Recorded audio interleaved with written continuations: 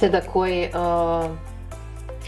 prišli do nas, tudi razložili, če je bilo potrebno kaj razložiti, kar je meni zelo pomembno, naprimer, ker imam ponavadi 1000 vprašanj.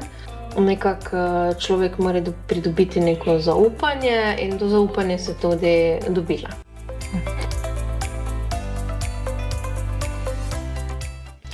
To, da ko ste prišli k meni, je bil tisti kompliment, joj, kako je pa to stanovanje lepo. In to bomo pa hitro prodali.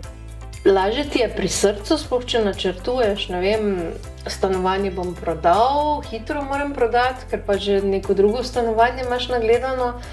Tudi tisto, da ti nekdo realno nastavi neko ceno, da ti reče, za to ceno boš prodal, ne. Bom rekla, ker presegli, ja. Je bilo vse skupaj preseženo, ker sem se menila, da ne bo tako hitro prodano in da bo več komplikacij pri samem postopku in tako dalje, torej da bom bolj prepuščena sami sebi, ampak nisem bila, tako da v bistvu preseženo. Definitivno že zaradi tega, ker nihče od nas nima nekega znanja, da bi vedel, na kaj paziti.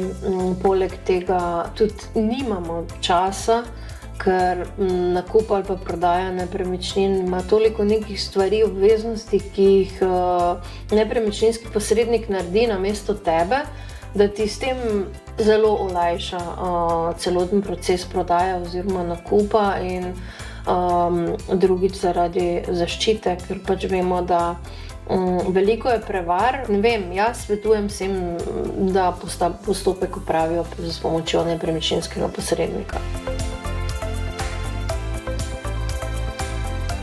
Jaz mislim, da tu pač prihajajo tudi ljudje, ki jih mantrajo samo firbci, ne gre samo za nakup, da dejansko želijo nakupiti. In to je za enega kupca, če to upravlja sam na lastno pest, po mojem, ne samo izguba časa, ampak zna biti tudi stresno.